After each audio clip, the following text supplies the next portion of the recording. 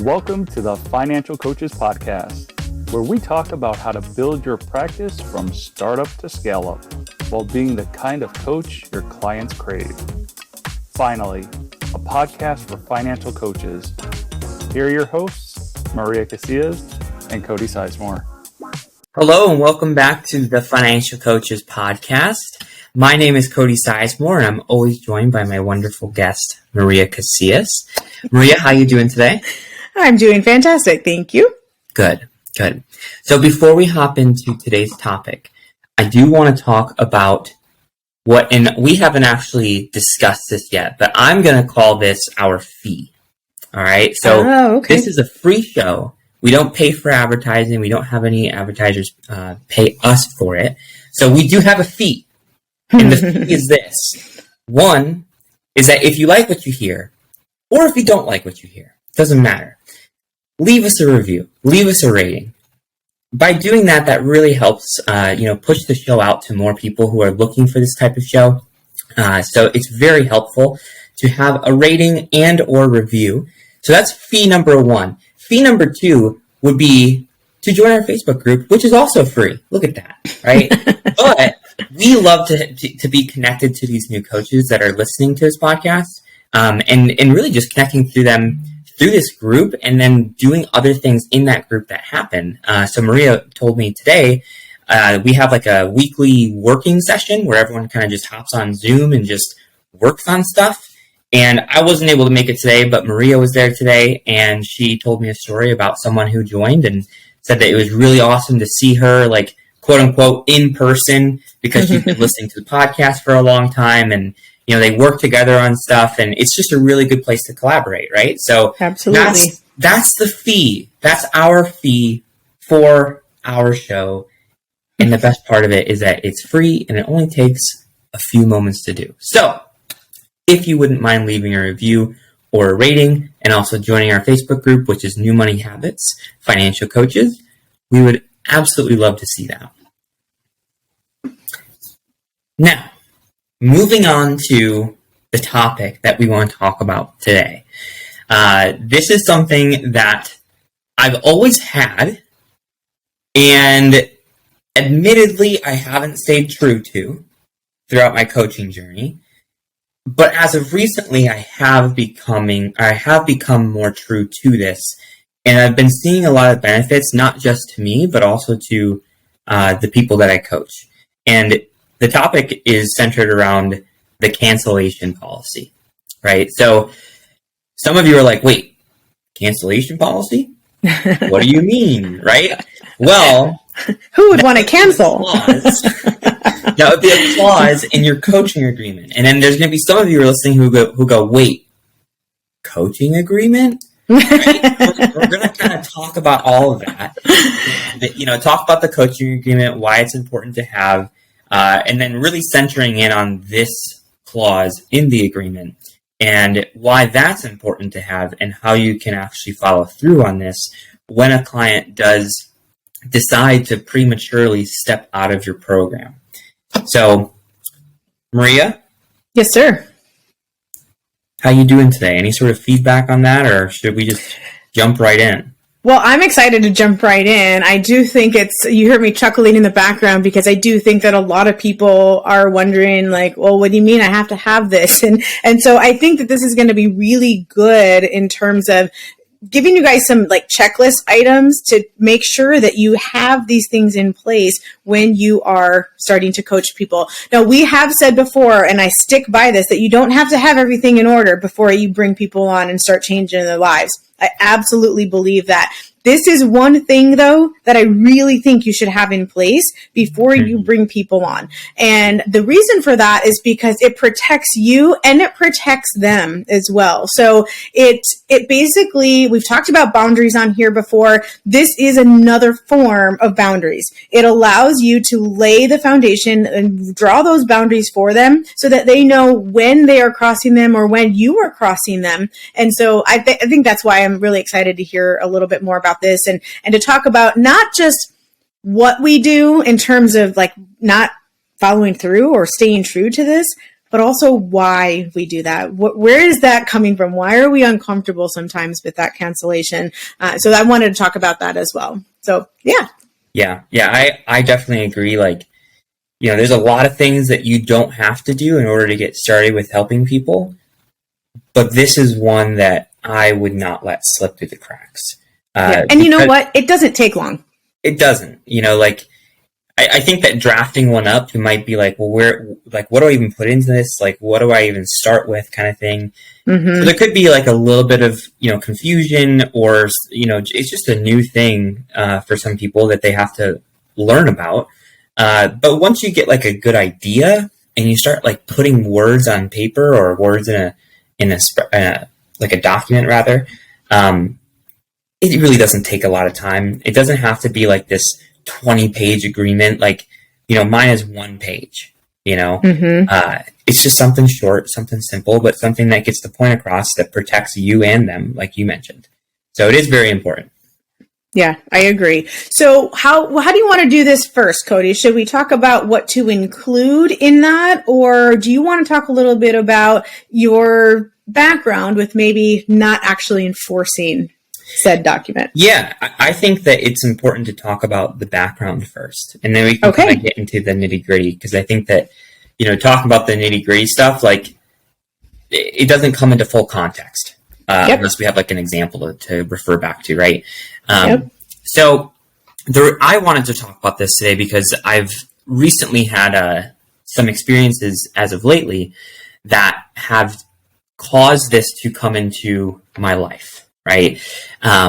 So I've been coaching for just about 2.5 years, something like that. And I've had my fair share of people need to jump out of coaching, or feel like they need to, before like the actual like initial term that we agreed on was met, right? So for anyone who's a long time listener, they know that my initial term is 6 months, primarily. Not for everybody, but that's the majority of people, right? So this would be something that comes up before 6 months has came about. Maybe it's 3 months in, maybe it's a month in, maybe it's 4 months in, just somewhere before that 6 months, right? Can I throw in one more question, like one more qualifier on that? Yeah. You also had mentioned that sometimes they pay in full and sometimes they pay monthly or in payments. And so when you're talking about this particular scenario, is this somebody who has paid in full and is canceling early, or someone who has not paid in full and is canceling early? So there's two, and both of them are people who have not paid in full. Okay. So which I feel like is actually more difficult to navigate through. I agree. I absolutely agree. So could you real quickly talk about the ones, I know you don't have them, but let's talk to our listeners about what if somebody has paid in full and then they cancel? Since that's going to be an easier one to tackle, let's tackle that first. So what if you do have somebody who has paid in full, they have not made their entire 6-month commitment, and now they're saying, you know what, Cody, it's been 3 months, I'm just not getting what I thought I was going to get. Where do you go with that? Yeah. At that point, there's a few different angles that you need to hit. One is just the blatant upfront, like, hey, this was in our agreement. If you decide to not show up, that's on you, but you're not going to be getting this back. Right? Yeah. Sorry. That's the blatant one, right? But I think that it's more of like a deeper conversation. Like, you need to figure out, like, okay, like, what's the real reason behind this? And, they'll come to you with certain reasons, like, oh, I don't think that, I'm getting much out of this, or I have a lot going on in life. That's typically what mine have been. It's never really been about the coaches or the coaching. It's always something is going on in their life that they just feel like they can't handle it, right?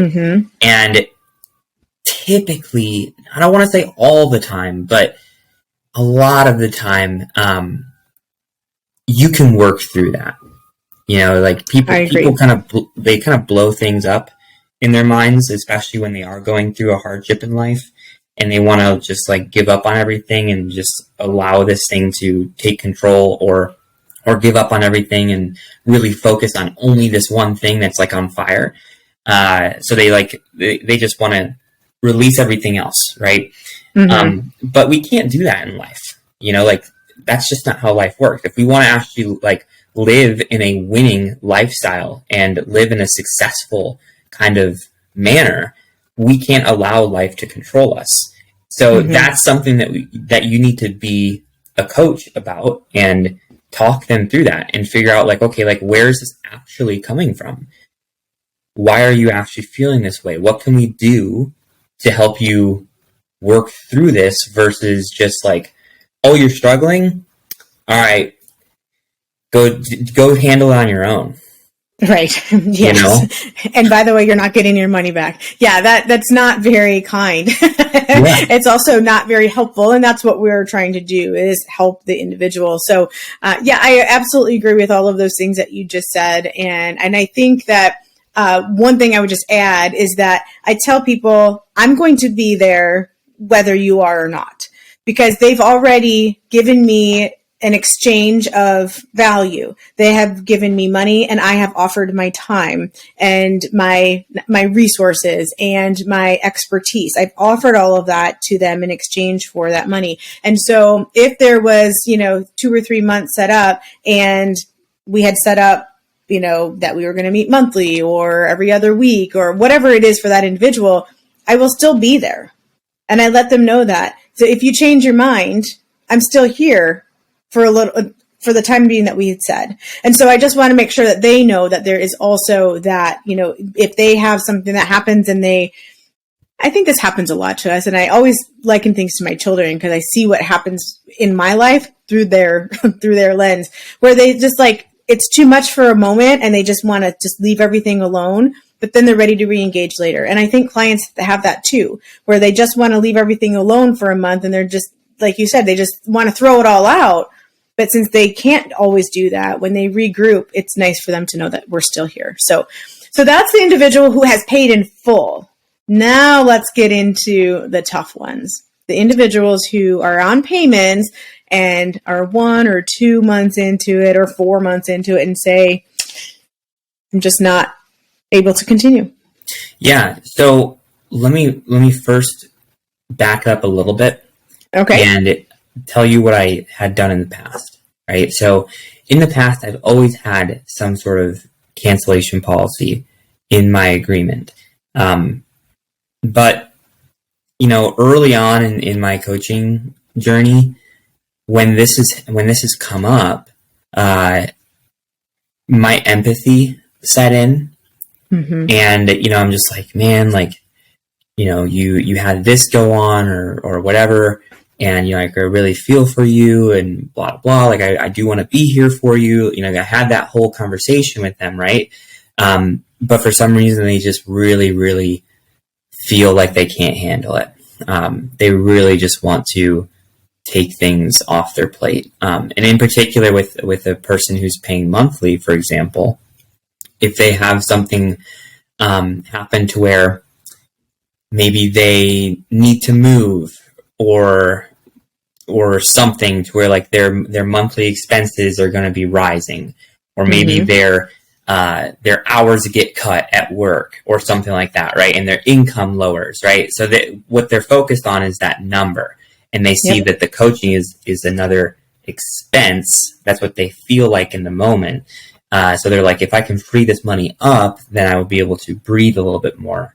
And that's where their headspace is at, right? And I've kind of, in the past, I was empathetic to that, and I tried to keep them on. And if they ultimately said, no, like I really do want to discontinue, then I've just let them go. And that's not, I never like that. One, because, I'm not making the income, but more importantly, like it just doesn't feel right to me. Like I feel like I'm giving up on them, and I know that they're not getting the support that they actually need. And I know that they're not actually learning something valuable. Right. And that's something that valuable that they need to learn, which is why I have been sticking to my guns over the last couple of experiences, which has really been within like the last 6 months. I think I've had 2 people want to hop out prematurely in the last 6 months. The reason that I've been sticking to my guns is because I want people to understand that that's how life works. You know, like, if you're going to show up and say that you're going to do something, you can't just back out and give up on yourself because life gets hard. Otherwise, you're never going to win. And if I just say, hey, it's okay, I'll let you off the hook, then I'm not actually holding these people accountable. I'm not being a good coach. So by following through and saying, hey, if this is something that you truly feel is best for you, we still need to get this taken care of. Then all of a sudden, it turns into something to where I do feel like I'm actually giving them some sort of value without actually coaching them. Right? And I tell them that. I'm like, listen, this is not something that I enjoy doing. It's not the reason I got into doing this. And I don't feel good about it, but I am going to do this. And the reason why is because I want you to feel the lesson of integrity. I want you to feel the lesson of doing the things that you said that you were going to do no matter what. Right? And if that means that you're not going to go through coaching, that's fine. But at least you're going to pay for it. You're still going to feel that pain. Yeah, this is going to seem like a tangent. It's not really, though, I promise.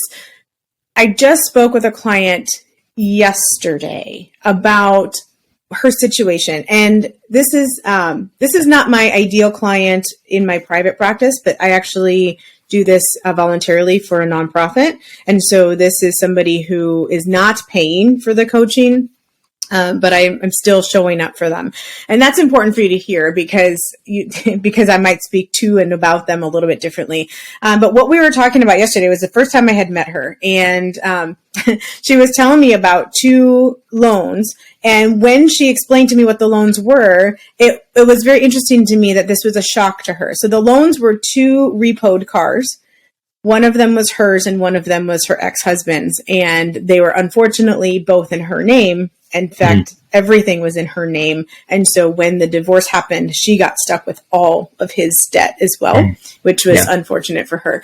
But the part that was shocking for her, and this is where I promise it's not a tangent, is that she said, I voluntarily gave up those cars because I knew I couldn't make the payment anymore.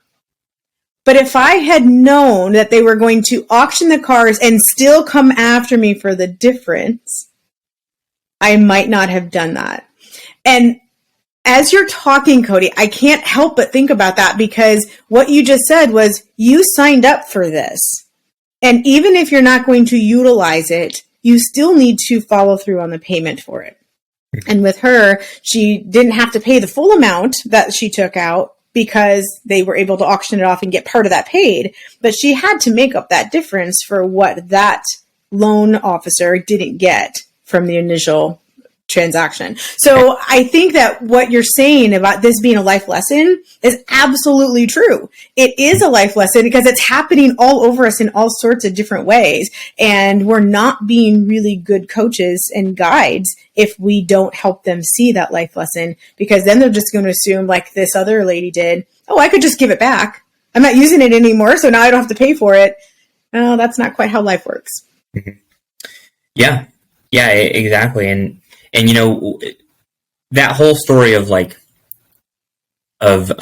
making the transition of my mindset now, that's how I would handle it with these people who do hop out, but they have not paid in full. And you know, if you communicate it with them in that sense, to where you're actually coming from a place of caring, because you are. It's not like you're just out there for the money. Like that is the intention behind it, is because I care about them, right? And if you communicate that correctly and thoroughly, and they understand that, they will pay you. And it's just a matter of then just taking your next step of like, okay, like setting up some sort of payment plan to pay it off. And I've found that, I don't ask people like what works for them. Like I'm their financial coach. I know what does work for them. So I just say, hey, this is what we're going to do. We're going to start this day. We're going to end this day. Or we're going to, do one lump sum and two lump sums, like whatever it might be, whatever makes the most sense for that individual. And that's how it's going to be. And then we just start the process, right? And I let them know, like, hey, just like you said, if you do decide to change your mind during this period, I'm still here. I'm still here. So that was going to be my next question, actually, was out of the two people who you're speaking of specifically, has either of them, so they've both followed through and paid or been on this payment plan, has either of them said to themselves, you know what, this guy made me pay anyway, I might as well show up for myself and actually do the coaching? Yeah. So, so there's two in the last 6 months. One had done it kind of later in the process. It was month 4. So, she did not come back. She just paid it and moved on. But then this one that I dealt with probably 2 weeks ago, in fact, it was 2 weeks ago, he was only about a month and a half in. Okay. Wow. Yeah. And he was also my premium package, which is my higher end package. And also, don't you have on that, I'm just remembering from months and months ago, don't you have a 30-day return on that? Like guarantee? Yep. So are you telling me that this gentleman missed that by like 2 weeks? Yep. Wow. Yep. Was that just disorganization? His part. I mean, it's another good life lesson, right? If you've got a guarantee. I'm not going to go into this individual, but he had some stuff he needs to work through, and that's why I wanted to work with him. I felt very called to help him. But as I learned, he just wasn't wanting to help himself, and I could have vetted that better on my end. But I not perfect. There's things that we miss, right? And that's just one of those things. But yeah, I mean, he missed the termination guarantee by I think it was 3 weeks. Wow. Real time. And I still was just okay, well, this is what we have to do. And I told him, I was like, listen, it makes more sense for you to just continue because you're going to have support. Right. I was like, on my end, it actually benefits me more for you to stop because I don't have to put the work in. Right. But here I am telling you that I want you to continue because I'm just putting more work on my plate. So I think that kind of speaks volumes. And he was like, yeah, I get it. So we'll see what happens with him. I'll be curious to find that out later too. Yeah, like I mentioned, this happened about 2 weeks ago, so we'll see what happens. But, if he decides to come back in a month and a half, and that would have been the 4-month marker, I wouldn't just say, okay, cool, we're going to pick up where we left off kind of thing. No, you give him the next 2 months. No, you have 2 months left. Yep. And then we're going to continue beyond that if we see it makes sense, right? Yeah, absolutely. Yeah. I'm intrigued by that, though. And we won't go into it because that would be a major tangent. But I am very intrigued by the fact that he missed that by 3 weeks. It's almost as if it's the inner child's crying out, I really do want to do this, but I don't know what to do. And so, he's going to sabotage, but not early enough to actually get his money back. So that's very, very intriguing to me. Like I said, we won't get into that, but thank you for sharing those two examples. That's really, really fantastic. Now that you've been doing it, I'm curious to know, what do you think was stopping you from doing that before? Yeah. The thing that was stopping me from doing it before, I think, is two things. One, like I mentioned before, is that, I was just very empathetic to people's situations, and I didn't want to be a burden, that was a good word. thing. But I also, if I'm being completely honest with myself, it's just a little scary, because as coaches, and especially myself, the way I kind of market myself is that, hey, I'm here to help you with your money, right? And that's what financial coaches do. And if you get into a place to where like someone is 6 weeks or 7 weeks into your 6-month program and they have to drop out, and you tell them that they're still on the hook, well, they could very easily look at that and be like, well, this actually turned into something that I regret, because like I didn't actually get that help and I still had to pay for it. So I feel like I just got like bamboozled, kind of thing. And they could go off and say something about that online. And that's a fear, especially in like today's world. Like, you can't hide anything, right? Yeah, in the world of Yelp. Yeah, exactly. Yeah. But I have to have enough courage to know that what I'm doing is the right thing, and not for me, but the right thing for them. And it's not my decision to do this. It's ultimately their decision, because I'm saying, hey, I'm still showing up for you. It's not my fault that you're not showing up for yourself. Yeah, agreed. There was an insight that came up when I was talking with somebody about her ability to set boundaries with her family. And it was this idea of tough love.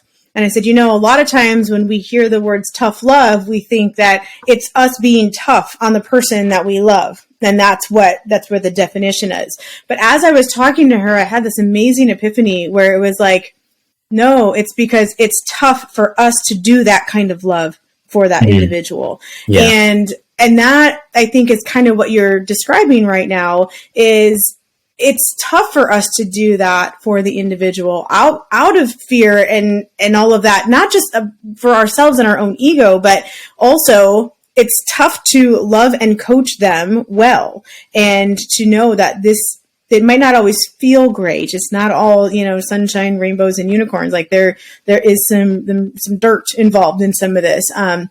And so I love that you're able to see that and able to recognize it and just call yourself out on it and say, I'm not actually coaching them well by absolutely letting them off the hook. So fantastic. Yep. Okay. So now that we have this foundational understanding of why it is so important to actually follow through with our cancellation policies and our contract stuff, how do we even build it to begin with so that we know what we're following through on? Where do we start with that? Yeah. Well, I mean, every coach's agreement is going to look different from the next coach, right? Yep. But I do think that having something like this in your agreement is very, very crucial. So, what I could do is I could just read off like what mine says. I don't know if that would be helpful or not, but I mean, what do you think? Well, even if we don't read off everything, because I have one in front of myself as well, we could certainly touch on some of the points that are in there if you don't want to read it all off. Sure. Before you do that, I will say that, especially to your point of everybody's looks different, I have kind of a template for mine, but I like to individualize every single one for my client. Now, that doesn't sound very time efficient, but just know when I say that the template is a pretty solid template. I can customize each one pretty quickly, so it's not as time consuming as it sounds. But to me, that's really important, because when I have this individual reading this contract, I want them to know that I wrote it for them. So I actually have a process where I give them kind of like almost like a proposal. I don't know if that's the best word to say, but when I say I want to work with them, especially for the higher end clients, to me, I'm like, I want to let them know what it is that I have to bring and what they are offering, or what I'm offering to them, what they'll receive from that. And a lot of times that's not dollar per session. It's the results that they're trying to get. And so during my initial consultation, I've done the work of finding out what it is that they actually want. So in this proposal, I make sure that I identify those things for them. And then when they say yes, my coaching contract and invoice is kind of combined. and it is a reflection. Like, it almost looks like it's exactly the same document. It looks so similar, but there are some of these specific nuances in there that let them know they are signing on to a contract and that they are paying for this amount and right?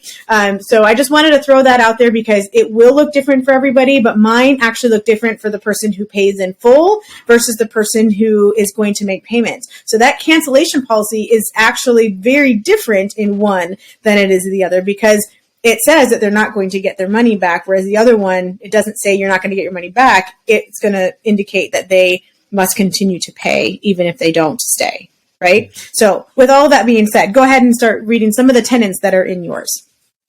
Yeah, well, I mean, mine's only 2 sentences. Okay. So I'll probably just read it. Yeah. So mine says, in the event of cancellation prior to completing the 6-month coaching term, you agree that you are responsible for 100% of the remaining term's payments. If there is a death, loss of job or career, major life event, or act of God, you and your coach can work out other options, or if it makes sense to terminate the relationship without further compensation, that can be agreed upon. Right? So I do leave some wiggle room. I do. I was going to say, I actually really like that last part. You are still very empathetic, for sure, but your understanding of human life, like you realize that, you're not just going to be a jerk. That's right. Like you're not. But it has to be something that we both are like, hey, like this is definitely a circumstance that like it does make sense for you to pause. Yeah. Well, even life insurance policies say they're not going to pay out in the active war, stuff like that. So we all have to have something that protects us. I get it. Yeah. But that covers things like, oh, I had this extra expense come up. I, got my hours cut back or, like whatnot, right? Like it covers that kind of stuff, to where it's just like, hey, like that's not covered in the cancellation policy. Right. So, and I do 100%. I don't do 50% or anything like that. That's what I did when I first started. But then, I had a few bad experiences and I was like, no, I'm doing 100%. Yeah. And so what I love about that, throwing in 100%, is they know going into it that they're on the hook for 100%. I think, and I don't know your actual bad experiences, but I'm willing to guess that when you had 50% written into there, it actually gave those clients some permission to back out early on purpose. It did. And I noticed that, and that's why I changed it to 100. Yeah. So that's actually very, very smart. I love that. So do you have it just written somewhere and they have to sign, or do you have specific statements that they have to initial and then sign? Yeah. I just, like I mentioned, my agreement is short. It's 1 page. So, I just have the 1 page and I have a signature and a date, and that's it. Yeah. So, but that particular clause is just part of the 1 page, right? Correct. Yes. Okay. So, I think one nuance that I have that's a little bit different is that if there are things like that I want to make sure, because in this world of we just sign everything, like when you open up Apple and it says, do you agree to the terms and conditions? And they give you 400 pages to read. No one ever reads those things. And so we've just gotten so used to signing things without really thinking about them. So if there is a statement like that in my thing that I really want to make sure I draw their attention to, I do have a slight little line next to it where I ask them to initial so that they are absolutely reading. I know they're reading that. Obviously, when you're talking about legal stuff, contractually, you have their signature, and so it's legally binding and all that. But because of why we're doing what we're doing, I want to make sure they actually read it so that they're seeing that 100%, not a 50%, et cetera. So they actually initial that little statement in mind before signing the entire page.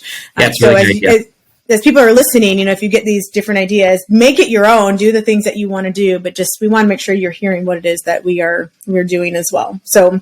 Yeah. I think one other thing that I do a little bit differently is when they choose the payment structure the payment plan, I actually have that remember I said that I do a proposal and then this looks very similar to it. I actually reprint that payment plan or put it in the contract for them with it circled on the one that they said they wanted so that they are able to see like line by line what it was. And they initial that as well, that page that they are agreeing to that particular payment plan. So that is just a page that is initialed. And then I have another page that initials some of those statements and then they sign the entire thing. One thing that we haven't talked about, and this is because we were talking about the cancellation policy, but since we're talking about the contract right now, I just want to throw in there one other statement that I have is that I release this company of any legal claim, suit, or action for damage. I just want to throw that in there because we're dealing with people and their money and their emotions. And when things get really, really hard for us, it's really easy to blame other people. And I just know that as coaches, if you're listening today, you're a very vulnerable person when it comes to being blamed for something like this. And while this might not be something that necessarily holds up in court, it's something that at least I am having them initial and saying they're not going to come after me for any wrongdoing. Now, granted, I have to make sure that I'm not doing any wrong, but I don't want them to make a financial decision that goes wrong and then them come back and say, well, that was your decision, because I don't make those decisions for them. Mm-hmm. So I just wanted to make sure that if you're listening today, you hear that, make sure you have somewhere in your contract that at least says something legal about it, but don't go all crazy legalese lawyer on them because they're not going to read it anyway. Yep, that's really important. So I do have one last question before we wrap this up. Yeah. How do you handle a situation to where you enforce this policy and the person says, well, I'm not paying it? That's a really, really good question. I admittedly have gone mostly to them paying up front. And so I haven't had that happen super recently, but let's dissect it a little bit. What would be a good way to handle that? So they say, so we've done all the coaching stuff. We've helped them realize that they're, not going to pay or that they're not going to get the value, all of the things that you just talked about. And you're saying that they just say, yeah, that's not going to happen. Mm-hmm. I suppose it depends on how much groundwork you did in the beginning. So if you have something like this in writing, I would remind them of that they put in writing. And I also am not comfortable with a lot of confrontation, if I'm being totally honest. So I don't think I would love to, pull the lawyer hand, that lever. It's never come to that for me yet. Now, are there people out there who will do that? Quite probably. I'm sure that there are. Yeah. It's never happened to me either. But yeah, well, I think part of it's because we're vetting people. Exactly. And, it's never happened to us. I hope it never happens to us. Obviously, I hope that people just don't drop out of our programs. Right. But, I do think that it is worth, asking that question because it's this does happen. It's not impossible. Yeah. Right. I think if I'm being honest, I would probably have to decide what it's worth to me to pursue it. Yeah. And I don't know that it would be worth my time and energy to pursue it because of all of the negative time and energy that's going to come along with that. Right. And so on the spot, I probably wouldn't go after them. I would do all the things we just talked about. I would remind them of the written thing. I would, let them know that, legally I could come and ask for it. Maybe even send them an invoice once in a while. I might do that. But after a few months of doing that, if they're just ghosting and just being, I probably wouldn't go crazy trying to get, because it's no amount of money is worth that negative energy to me. Yeah. I'm glad you said that because, it does depend on the person. And what I mean is the coach. Yeah. It depends on how badly you want it, right? Mm-hmm. And, you could be the type of person that's like, no, like, I want that money, so I'm going after you kind of thing. Mm-hmm. I wouldn't say that you're in the wrong for that. I think that you have grounds to do that. But me personally, yeah, it's just, I don't want to deal with it. Mm-hmm. I'll put up that front of like, hey, like, no, like, this is what we're doing, blah, blah, blah, right? Mm-hmm. But if there's a lot of pushback, if there's some pushback, yeah, I'll step into it, right?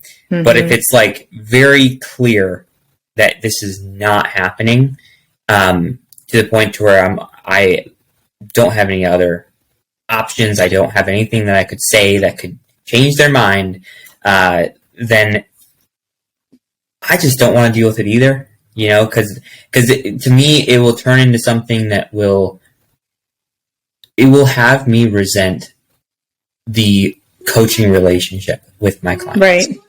Right. My other It will. Yeah. Yes, absolutely. I'm so glad you just threw that last caveat in there, because it would have you resent the coaching relationship. Yes. But with other clients, like, that's the whole thing. Like, it will ruin how you're feeling while you're working with other people. And that's not fair to them, because then you're not showing up in a way that is super powerful for them. So I think that's exactly what I mean by that whole energy thing. If it creates this negative energy around coaching in general, it's like, oh, that's not good for me. And it's certainly not good for the people that I'm working with. I also think too, that it's a great lesson for us. And I think it's really fantastic that neither of us have that. Because it probably does say that we have done a pretty decent job of vetting people in the beginning. I think you can, as you're talking to people about integrity, like, I use words like empowered decision. I use words like mutual respect. In my contract, I actually call it mutual respect. So I will respect you by doing this, and I ask that you respect me by doing this. And so you're setting things up in a way where you're using values as the groundwork, not just dollars. And right. I think that that's a really important thing. And we must be doing a pretty decent job of that. Having said that, if this has happened to you, doesn't necessarily mean that you didn't do a good job vetting people. There are some really great scam artists out there who can really go, just crazy. But when you're talking one-to-one coaching, you're probably going to get a little bit of a vibe from somebody in the beginning. And maybe if you do get that vibe, maybe that's the type of individual that you don't even offer a payment plan to. Right. That could actually be some way of getting around that, because if they're saying, no, I can't, I won't pay that in full. I'm sorry, I don't have any room for other clients right now. I don't have room for monthly clients that aren't going to show up. You can definitely draw that boundary. So fantastic question. Talk about putting us on the hot seat, both of us. Sheesh. I love that. Well, thank you so much for bringing this topic to the table, Cody. It's always good to talk about these things that we know is happening for other people, things that are happening in our businesses right now, and some things that are just not cut and dry and not always, black and white. So I appreciate you doing that. Of course. Always up for a good discussion. Fantastic. Well, you guys, thanks so much for tuning in today. We really appreciate it. We would love your feedback. If you think we are way off the rails with this, feel free to let us know that. We're always open to that, especially in the Facebook group. But if you got some really great value from this and you're like, you know what, I love these ideas, we would love for you to share that with us there too. We definitely we open ourselves to say, hey, you want to schedule a call with us and let us know, hey, I've got this contract. Would you mind just looking over it? We're not lawyers. I'm going to throw that out there, but we wouldn't mind looking over some of that stuff with you. So definitely feel free to do that. I believe that in the show notes, you can just click the link and schedule a call with myself or Cody or any of the other New Money Habits coaches for that matter. And we'd love to have you do that.